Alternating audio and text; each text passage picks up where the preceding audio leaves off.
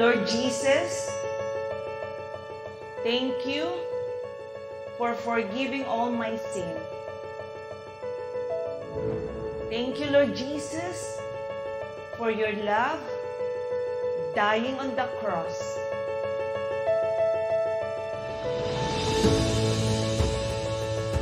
Lord Jesus, be my Lord, be my Savior, and be my Master. Thank you, Lord Jesus. Holy Spirit, thank you for your fellowship right now.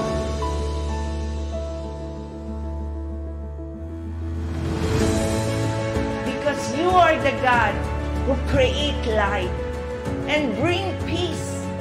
You are the God who established everything, Lord God. Protect every one of us. Make your face smile upon every one of us. Bless every one of us and keep us. May you lift up your countenance and give everyone your shalom. Please seal our prayer.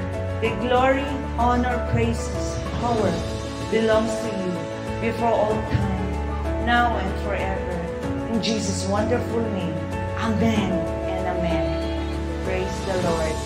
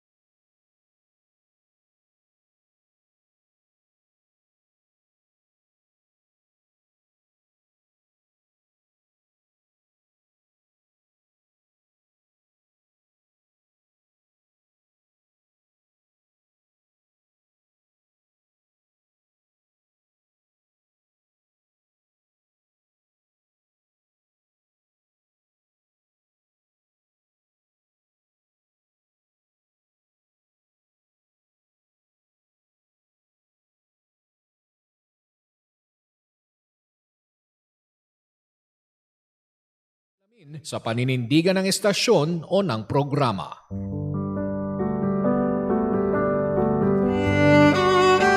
Believable Story. Mga kwento. Naranasan kong ma-discriminate ng sarili kong pamilya. Ang hirap, no? Kasi lumaban ka naman ng patas pero iba yung tingin nila sa'yo kasi PWD ka. Buhay. Hindi madali na malayo sa pamilya. Pero sa ikagiginhawa ng buhay nila, tinatagan ko yung loob ko. Pinangako ko sa sarili ko, anumang unosong dumating, ilalaban ko yung pangarap ko. At tagumpay. Bawat pahit na dumaan, lahat yun, hindi ko na nararamdaman. Kasi, andito na ako eh. Naabot ko na. Ginapang ko to bang para kang laging umakit ng mundo. Pero, nung dumating na yung takdang oras para sa akin, napasalamat Lord talaga ako para sa kanya lahat ng ito. Thank you, Lord. Believable Stories. Kwento, buhay, at tagumpay. inspirasyon sa bawat kwento. Believable Stories.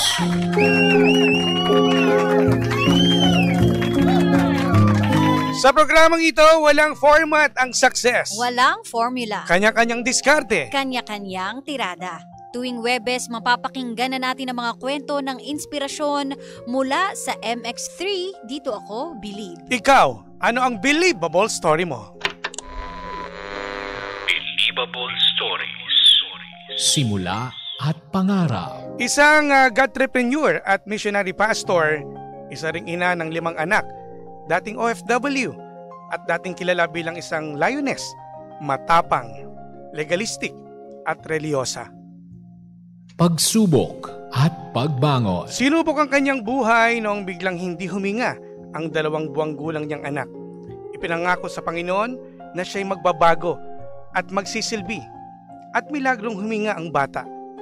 Ngayon malaki na ang kanyang anak na kasakasama niya sa paglilingkod sa Panginoon. Gabay at pundasyon. Natuto siya na mabuhay ng dahan-dahan at may kasiyahan sa puso nang may gabay galing sa plano ng Panginoon. Sandigang banal na salita. Ang kanyang pinangahawakang salita ay mula sa Genesis 12 verse 1 to 3. The Lord had said to Abram, "Go from your country, your people, and your father's household to the land I will show you. I will make you into a great nation, and I will bless you. I will make your name great, and you will be a blessing. I will bless those who bless you, and whoever curses you, I will curse. And all the people on earth will be blessed through you." Sinubok ng panahon na pinatatag ng Panginoon. Mga pangga, makakasama natin ngayon si Riatan Estrada. Magandang hapon! Magandang hapon po. Magandang hapon po. Pwede natin LGFM. Yes. Pwede natin tawagin siya Sheena na Pastora Si Ria. Pastora Ria. Magandang hapon. Kamusta naman pupunta dito? Na-traffic po ba kayo? Medyo lang po. Sanay na, no? Okay na. Oo. Ang fresh ni Pastora, no? Parang hindi lang umulan ngayon, partner. Oo. At mukhang pinaghandaan to ni Lord. Pinaghandaan. Oo. At fresh na fresh si Pastora. Yes. Actually, kanina pa lang, no, meron na tayong mga naririnig na konting mga istorya, no, Oo. partner? Kaya eto na, umpisahan na natin ang kwentuhan. So, eto po, no, dati kayong OFW. Opo. So, paano po nagsimula yung yung struggle nyo po as OFW? Nung una po kasi, kaming dalawa lang ng asawa ko sa Dubai. And lahat ng anak namin nasa Philippines pa. Tapos, iba pa yung buhay namin noon. Medyo masyado pang makamundo. Ano pong klaseng buhay niyo noon? Gumigimik. Okay, so dumaan sa Pabar, yeah. ganyan. Okay. Hindi mo akalain na magiging pastora, di ba? So dumaan po kayo sa mga barkadahan. Na Yan. mga... Naabot kami ng madaling araw sa bar. Kami nagsasara. Tapos, minsan naman, kaming dalawang mag-asawa, kaming dalawa uubos ng isang boteng Jack Daniel. Naku, grabe. Dalawa lang kayo nun? Opo. Isang boting ganun, parte pang 5 o 10 kami dun eh. Dalawa lang kayo. Grabe. Malakas uminom si Pastora. Okay. Hindi naman. So, yun po yung buhay nyo noon. So, Opo. dumating po sa point, paano nyo, sinabi po ng magulang o parents niyo na mag-abroad kayo or kayo na? Kami po talaga kasi hindi pa po kami mananampalataya noon, hindi pa kami nakakakilala sa Diyos. Very salbahe ako, mayabang, tapos bilib na bilib sa sarili. Although pag may mga struggle sa buhay, iyakin ako, tapos prayerful. Siguro yung pagiging prayerful natin, naawa ang Panginoon, no? Naawa siya. So, kailangan talaga prayerful tayo kasi kahit salbahe, no? May awa ang Panginoon. Napapagod din no? Kasi yung time na pagpunta nyo, gaya na sabi nyo po kanina, pumunta kayo ng, naging OFW kayo, eto po yung decision yung mag-asawa. Decision namin mag-asawa kasi, naghirap ang buhay namin dito sa Pilipinas dahil masyado nga akong magaling. Kami ng asawa ko, hindi kami, lumalapit lang kami kay Lord kapag may problem. Anong trabaho niyo po doon bilang OFW? Ako po sa Nissan, sa sales po ako, and then my husband nasa Royal Cosmetics siya sa Dubai. So sabay po kayo na sabay kami. At least magkasama sila, partner, no? Pero kahit na nandun kayo, nadala nyo pa rin yung gimmick-gimmick, ganyan pa din. Oo, mas lumala. Okay, so nakarating kami ng Dubai, naging luxurious yung buhay namin kasi naging sa sobrang maabilidad ko, nagkaroon kami ng business, we had 15 houses in Dubai. Wow. Oo, na pinapasublease namin. So, yung sweldo namin mag-asawa, hindi namin yun nagagastos. Yung income naman namin sa 15 houses na yon, wala akong ginawa kundi i-involve yung money, i-invest yung money pa sa isa pang business. So, Puro paikot-ikot lang talaga yung pera. Oo, yan. So ano pala nangyari? Yung time na si Pastor Ria ay nag-OFW na sila mag-asawa, eto medyo nagbago na kayo eh. Nag-iba na ng landas. Yung time na nandito kayo sa Pilipinas, iba pala. So more in party-party kayo. Oo, pero Oo. pagdating sa Dubai, parang yung pera na ang ano. Oo, nandun na yung umiikot Ang na bumibida. Oo, pera na yung bumibida. Tapos at the same time, meron pa rin party-party. May sundot pa rin ng party.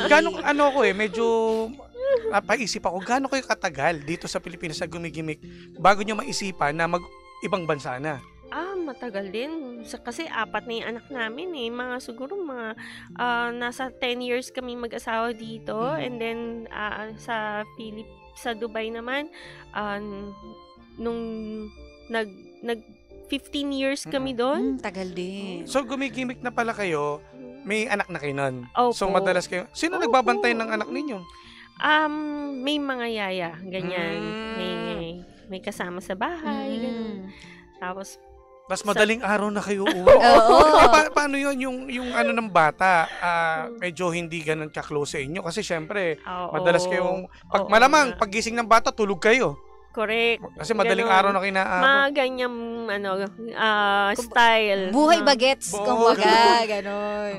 Pero nung pagdating nyo na po sa Dubai, so, eto na, yung pera, kumbaga, eto na yung medyo nangangalabit, no, na, oops, ako ang bida ngayon. Tapos medyo may sundot ng party-party, ganun pa din po yung pamumuhay nyo. Pinagbigyan kami ni Lord, no? Ang napakabuti ng Panginoon. Dinala kami sa Dubai, wala kaming ginastos. Tapos, naawa sa akin ng Panginoon. Kasi sobra akong umiyak sa Lord. Talagang sobra akong humingi ng tawad. Tapos, pagdating sa Dubai, hindi pa rin nagtino. Mas dumami yung Para kaibigan. Dumami mga kajaming, ganun. Dumami yung, saka Okay. dumami rin yung resources ng So, gimmick, ganyan. Hanggang sa, ayun na naman, sinubok na naman ng Panginoon. Ang tigas ng ulo mo, Sabi niya, nabuntis ako. Nung nanganak ako, eto na, nagpakilala na talaga si Lord sa akin. Imagine, yung 2 months old na baby, hindi pala pwedeng painumin ng water yun. Pinainom niyo ba ng tubig? Opo, madaling araw. Ano po ito? First baby niyo po ba to? Hindi, 5th na. Fifth Pinainom niyo ng baby. tubig? Bakit po naisip niyo? Parang nahibang yata ako. Baka may hangover po kayo na that time. Kasi nagiinom kayo, di ba? Nahibang yata ako, kapatid. Okay. Sabi mo ganun. Milk, tapos water, sinunod ko. Sabi, hindi pala daw pinapainom ng water ang infant. Opo. Ayan, nakikinig yung mga tao sa atin. Oo, yes, para alam ninyo nung mga pangga. Yes. So ano po nangyari nung pagkapainom? Right after pagkainom nyo ng tubig? Na-choke siya, tapos nag-bluish na siya, hindi na siya gumagalaw. Ginising ko, madaling araw yon, ginising ko yung husband ko. Sabi ko, Dad, hindi na siya gumagalaw. Ano na siya? Wala na siya. Ayoko nga sabihin yung patay. Ganun. Siyempre, wala namang ganun magulang. Opo. Isipin. Ayokong tanggapin. Wala na siya, Dad! Wala na siya! Ganun ako. Tapos, parang akong lokarit nun. Talon ako ng talon. Akit ako sa Diyos ko. bed. Nai-imagine ko kung Yun. paano nangyari. Kasi parang, kasalanan ko yun di ba? Lord ako ng Lord. Tapos, yung asawa ko, nagpapanik na rin, tinatapik niya, tapos, inaalog niya para magising, hindi nagigising.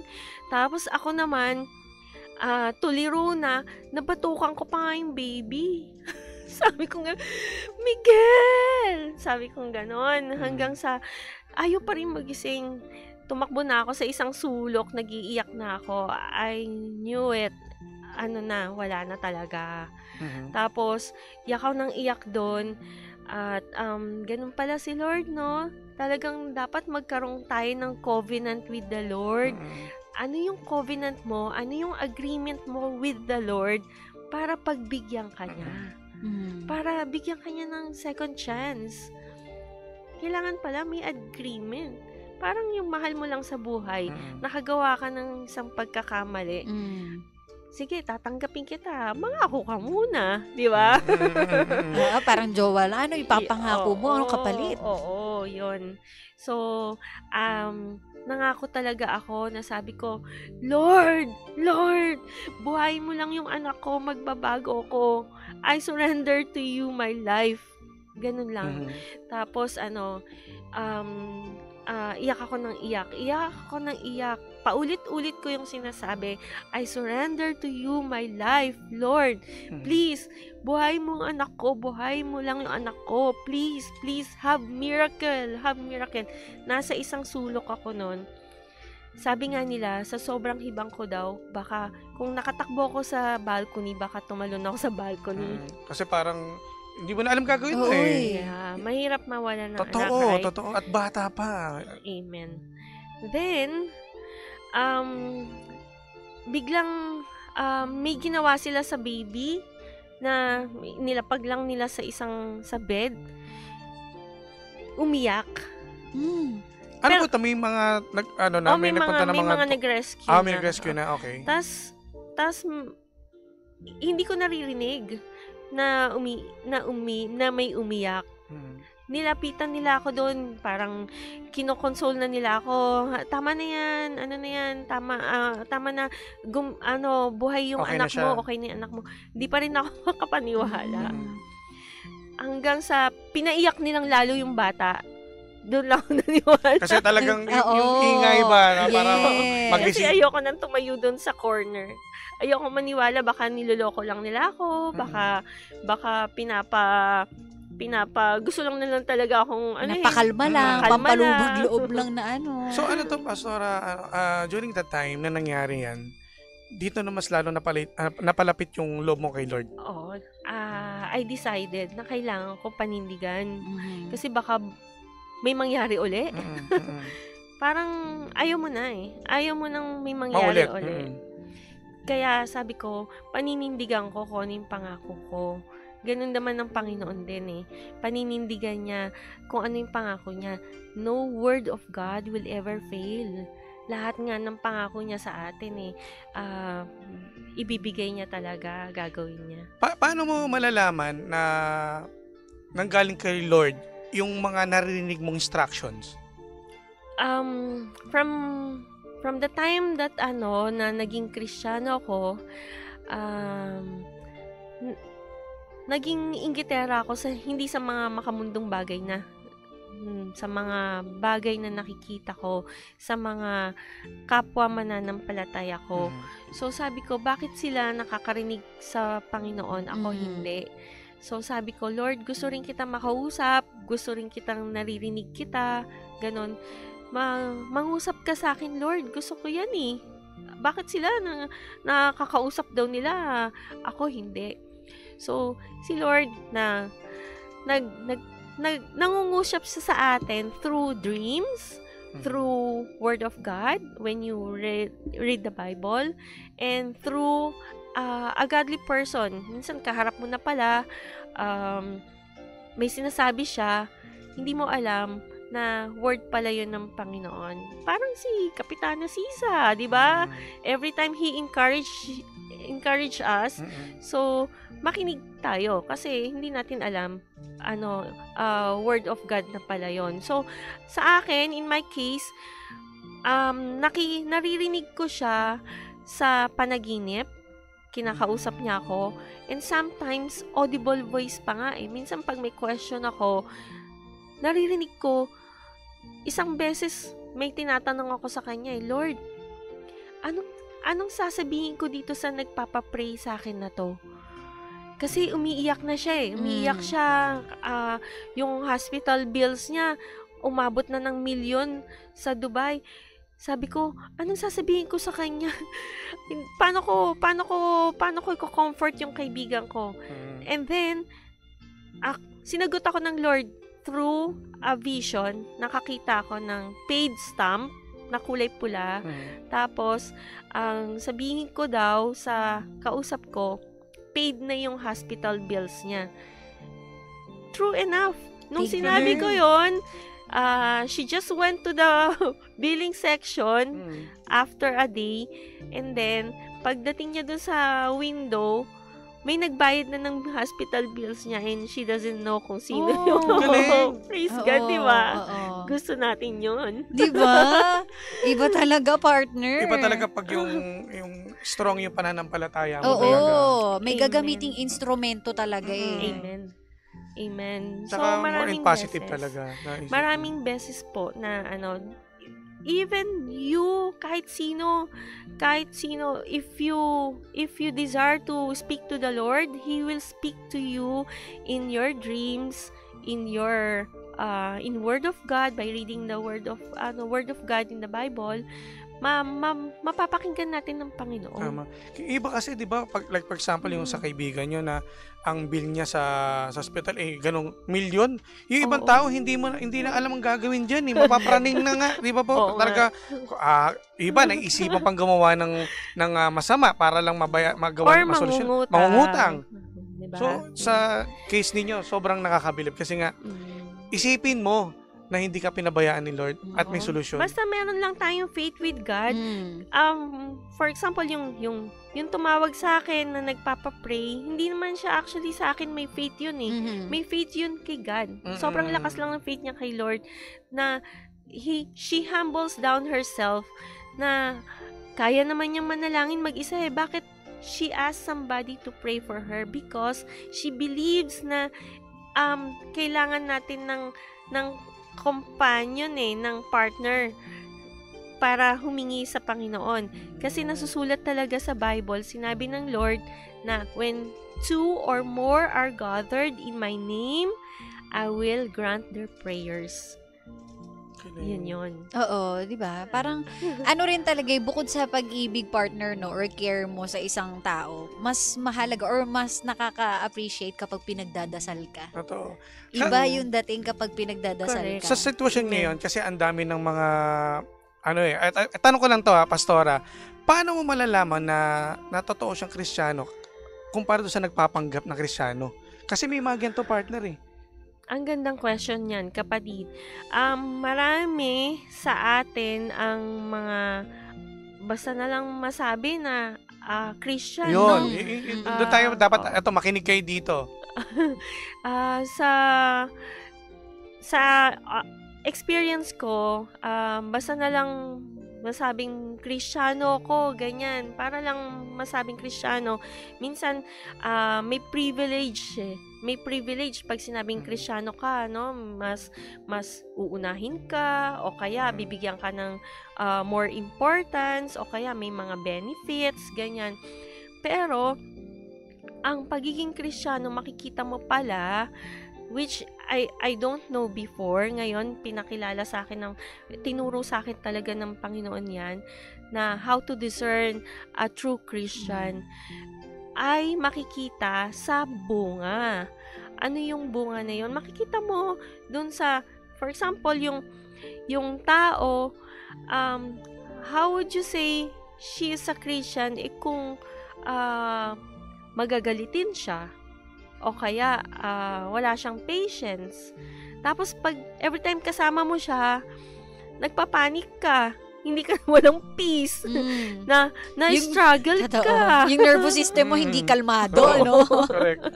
Struggled ka pag kasama siya, walang joy, walang peace, tapos walang self-control tong tao na to.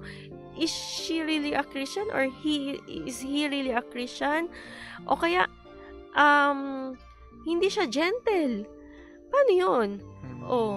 Nasagi ka sa paa, hindi man lang mag-sorry, no?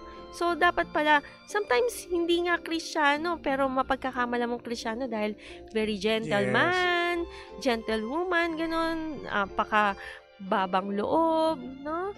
So, doon natin makikita kung totoong Kristiyano, kung may joy, peace, love, self-control, ano pa ba yun? Isa sa buhay mo oo. talaga eh. Hindi Hindi- pwedeng by ano lang. Salita lang. Oo, May or patience. may label ka lang na, Mm. Christian ako. So ngayon alam na natin, partner, Oo, mahirap din. kung ano yung totoo talaga ng Kristiyano.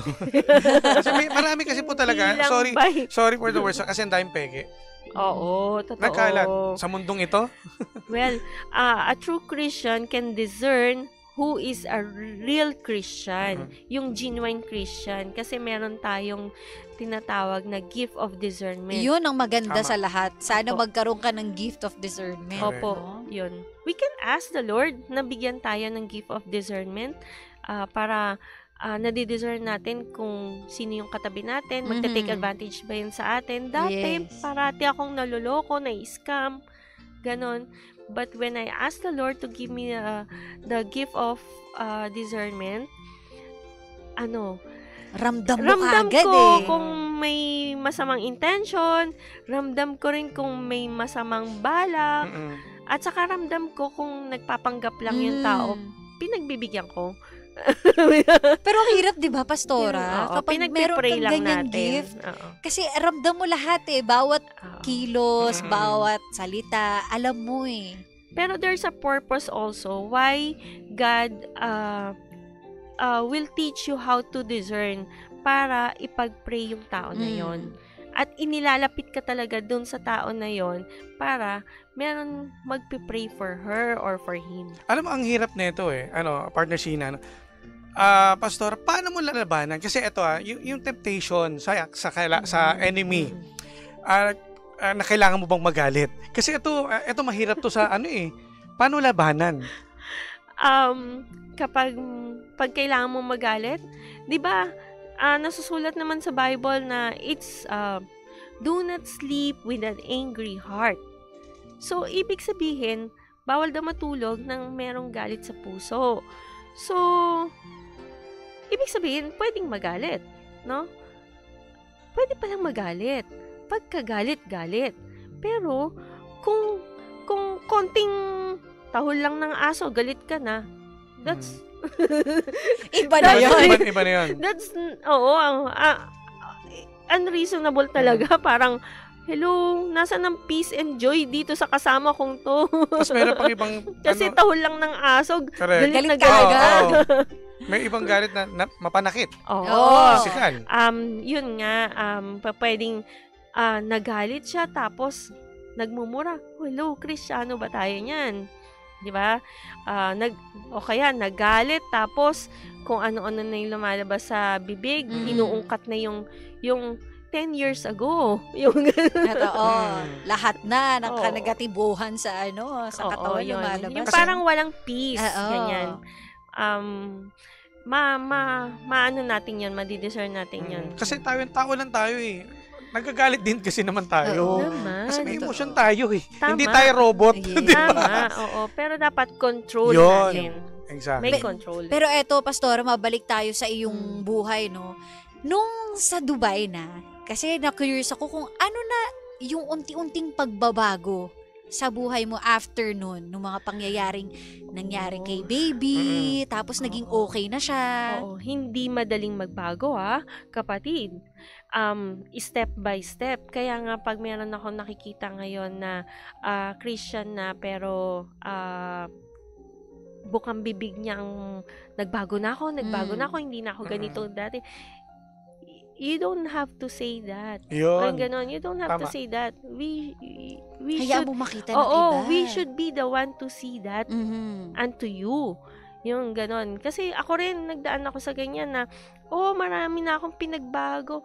Hindi dapat talaga tayo yung nagsasabi niyan. Yung mga tao ang dapat makakita niyan sa atin. Na dapat marinig natin yan sa iba. Na, ang laki na ng pagbabago nito Palamura to dati Di ba? Ang laki na ng pagbago nito ni hindi. Nagyoyosi pa nga ako dati. Bibisyo pa. Oo. Hindi na. Ngayon, makaamoy lang ng usok, hindi na mapakali. Ang laki na ng pagbabago nito. Ang laki na ng pagbabago mo Yung ganon. So, dapat manggagaling sa iba. sa iba, tama. So, yun na. Kumbaga, unti-unti Unti-unti. nabago ang buhay mo. Unti-unti talaga. hindi Hindi naman yung overnight na, sige na, isinuko ko na dahil binuhay mo yung anak ko. Hindi. Hindi. Maraming taon, maraming pagtatapyas ang ginawa ng Panginoon at maraming hanggang sa maging Kristiyano ka na. Tapos kapag nandiyan ka na sa responsibilities mo na for example, ako kahit ayoko, naging pastor ako. Yun nga po, ma'am. Paano to, pastora, na nangyari pala? Kwento mo kami dyan. May hikayat ba sa'yo? O kusang loob? Opo. Nag-start po yan sa pagmimisyon namin mag-asawa. Siyempre, blines na tayo ng Panginoon na magkaroon ng resources, ganyan. Gusto namin na yung resources namin mapunta sa magandang kalalagyan, hindi lang dati kagaya ng buhay namin dati na maluho, ganon. So, we help people, we go to charities or sa provinces, yung mga ATAs, ganyan, mga poor children, ganyan. Tumutulong kami ng kusa. Wala kaming mga hidden intentions na magpasikat sa wala. Hindi nga kami mahilig mag-take ng photos, ganyan. So, akala namin eto na yung paglilingkod na gusto namin. So, which is true. Gusto namin yung ginagawa namin. Yung pala, ang Lord, mayroong balak sa buhay namin mag-asawa. Iba pang plano. Oo. So, doon nag-start sa pagtulong sa mga missions, ganyan. Ang Lord talaga, mahiwaga no? Kunwari pa, dadaling ka dito sa mga bundok-bundok na to, yung pala, may calling. Ang tawag natin doon, calling. Na kapag tinawag ka, hindi ka na makakatanggi. Yun. Nagpastor na. Ito po ba yung naging dahilan kung bakit umuwi kayo ng Pilipinas? Hindi pa, kapatid. Akala ko lang magbi-business lang kami sa Dubai, may enough kaming savings, ganyan. Pagdating ng Philippines, actually, nung narinig ko ang Panginoon na leave the country. Kaya yung favorite verse ko sa Genesis 12, yung leave your country and go to the land I will show you, and you will be into a great nation. Ang sinasabi niyong leave your country is not Philippines naman because I met the Lord dun sa Dubai. Leave your country, yung UAE yun. Sabi ko, bakit ako aalis ng UAE? Ang dami kong negosyo dito, tapos ang sarap ng buhay namin dito. By faith talaga, sumunod ako sa Panginoon. Hindi kami nawalan ng trabaho, Hindi kagaya ng iba na, sabi niya ganon, I heard the Lord, I should leave the country. Yung pala, nawalan ng trabaho. Kami, hindi stable kayo doon. Stable kami, may bahay kami, na hindi kami nawalan ng trabaho. Sabi ko, Dad, we have to leave the country. I heard the Lord. It was impressed to me in my dreams. Sabi, hindi pwede. Bakasyon lang tayo. So, yung asawa ko, one small luggage bag lang ang dala, pabalik ng Philippines. Hanggang sa hindi na kami nakabalik ng Philippines. Ng Dubai. Oo. Nagdire-diretso na kami. 1 month lang dapat yung vacation namin. Dire-diretso na. Sa pagsunod sa Lord, lahat iniwan namin. May mga damit pa nga siya dun Pati yung 15 na bahay. Oo, yung 15 na bahay, yung anak ko na lang nag-asikaso, siya na lang nag-close ng mga contracts nun. Hindi ganun kadali yun, hindi ganun kadali. Hindi ganun kadali. Imagine yung income mo doon, lahat. So, nandito kami sa Philippines, faith lang yung hawak namin. Walang assurance of future, pero naglulupasay kay Lord. Sabi ko, Lord, anong gagawin namin dito? Show me what are we going to do here? Anong business namin dito? Unti-unti, pinakita ng Panginoon na ito ang kapalit ng pagsunod sa akin. Ayan. Hindi kami pinabayaan ng Lord na to the fact na 5 ang anak ko. 5 ang pinapaaral ko. May mga colleges pa ako. Tapos, may bunso pa ako na ngayon, grade 5 na.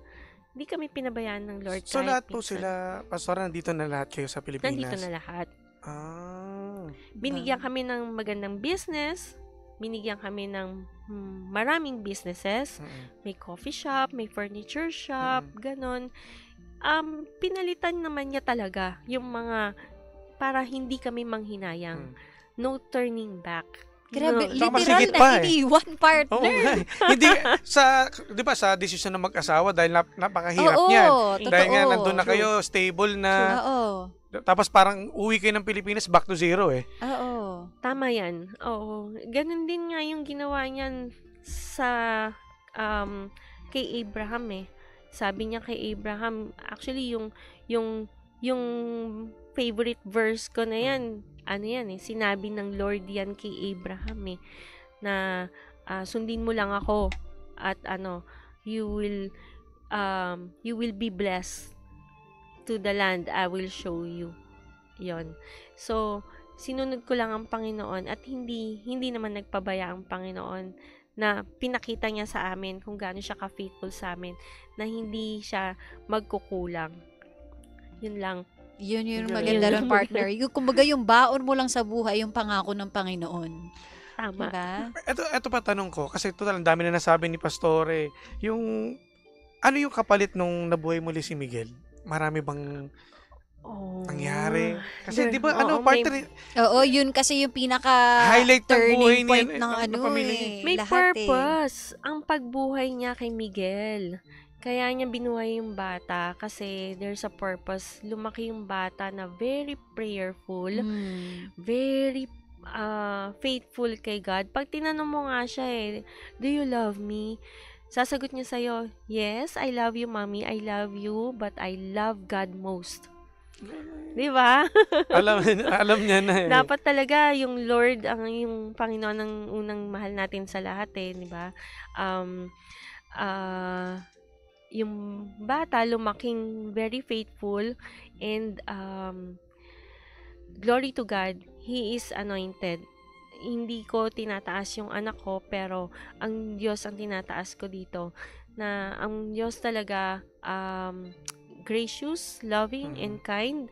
Hindi lang niya binigyan ng buhay yung anak ko. Binigyan niya pa ng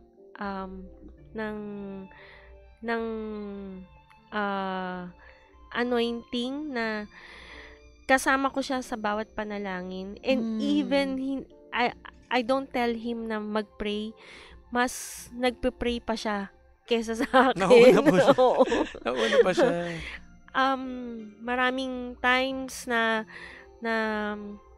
pinagpe-pray niya, nagugulat nga ako pinagpe-pray niya si President Marcos, si ex-President Duterte, lahat yan. 4-year-old siya noon, pinagpipray niya ang China and Philippines. Nagugulat ako sa sinasabi ng bata, 4-year-old. Lawak na niya. Sabi niya noon, nung 5 years ago, sabi niya, nagising siya ng 5 a.m. Sabi niya, Mommy, let's pray for the whole world. Sabi ko, what? Why? Why are we going to pray for the whole world? Mommy, I saw a big black hole. Sabi niya, I saw darkness. Sabi niya ganon. So, nagpray kami. Pinagpipray na niya noon pa ang China and Philippines. Now, grabe, oo. Pinagpipray niya rin ang Israel. Pinagpipray niya ang Amerika. Pinagpipray niya lahat ng countries actually. Even yung Ukraine and Russia na nagkaroon ng war, bago pa magkaroon ng war nun, sinabi niya, alam niya, no? Oo. Sinabi niya, Dad, can you tell mama and papa, yung lola niya, can you tell mama and papa to turn on the TV? Sabi niya ng daddy niya, bakit? Sabi niya, there will be a war. Watch the news and there will be a war in Russia and Ukraine. Ganun lang. Glory to God kasi yung bata lumaking prayerful. Blessing talaga sa family. Alam, Pastora, sobrang nakakamangha. Kasi nga, 'di ba, ang alam natin mga bata sa edad niyang ganyan, nakahawak ng cellphone, naglalaro ng mga games, no? Parang ganoon eh. So sa kanya iba, sana ito gayahin eh. Praise God. Na malapit sa Diyos talaga. Glory to God lang. Wala tayong may tataas kundi ang Lord lang. Yung Lord lang talaga. Diba? Iba yung takbo rin nung buhay ni Pastora, no? Ang lalim ng pinanggalingan. Kung wala ka ring hugot mula sa Panginoon, hindi mo kakayanin eh. Imagine mag-give up ka ng mga bagay na, alam mo yung komportabling buhay, okay naman ako dito, bakit ko to i-give up? And ano ba yung talagang plano sa akin ng Panginoon? Tsaka ang dami pa, di ba? Naging happy-go-lucky nga sila mag-asawa, inaabot na madaling araw sa bar, so parang doon pa lang natuto ka na eh. Di ba si Lazarus sa Bible, if you have read the Bible about Lazarus, sabi niya ganun, paano ba ako makakapunta ng langit? Kausap niya ang Panginoon dito. Sabi ng Panginoon sa kanya, iwanan mo lahat ng yaman mo and follow me.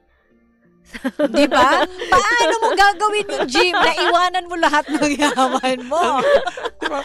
Isang malaking desisyon yan. No, talaga. Hindi niya iniwan. Hindi. Ako, hindi ko na, I always tell my family na ayokong sa pag-alis ko wala akong maiiwan sa inyo kundi yung faith kay Lord. Yung tinuro ko sa inyo, yun lang maiiwan ko sa inyo. Pagdating ng panahon, lahat tayo mawawala. Wala tayong bitbit. Nanggaling tayo sa abo, babalik tayo sa abo. Wala tayong bitbit kahit na gaano pa karami yung pera natin sa bangko, gaano pa kalaki yung bahay na tinayo natin, hindi natin yan madadala. Kailangan talaga ng humility. Yes. Amen. Oo, kailangan natin magpakababa. Kasi wala naman talaga nga tayo may pagmamalaki. Pag nadads ka, di mo naman dadala yung iPhone mo. Kung anong yaman mo eh. Hindi mo naman madadala. Yung maging mabuti kang tao, yan ang pinaka-importante. Totoo. Eto, Pastora Ria, ano po yung maiiwan yung mensahe sa mga pangga natin na katulad din nyo na dumaan din sa mga pagsubok, no? Marami kang tatamaan dito, Pastora. Yung mga may gumimik dyan. Ayan na. Sa mga happy-go-lucky, ha? Sa mga mag-asawa, katok-katok. Sige, Pastora. Mga pangga. Sa lahat ng mga pangga natin dyan na nakikinig, alam ko na mahirap maging OFW. Mahirap yan. Hindi tayo tatagal sa isang foreign land na happy-go-lucky lang tayo at hindi tayo makakaipon din. Hindi rin tayo magiging good steward sa Panginoon. Kasi ang Panginoon, bakit niya tayo pinapayaman? To test our stewardship. Bakit niya tayo binibigyan ng maraming resources? To test our stewardship kung mapagkakatiwalaan ba tayo dito sa resources na binigay sa atin. Ngayon, kung hindi natin to pangangalagaan, what God gives, He can also take. He will take it. Maraming kayang ibigay ang Panginoon, more than pa dyan sa hawak natin. So, dapat be a good steward. Follow the Lord. Kung ano yung instruction sa'yo ng Panginoon, makinig ka at hindi lang basta nakikinig. Please obey. Obey the Lord. And yung faith natin sa Panginoon, lagi natin yan tatandaan.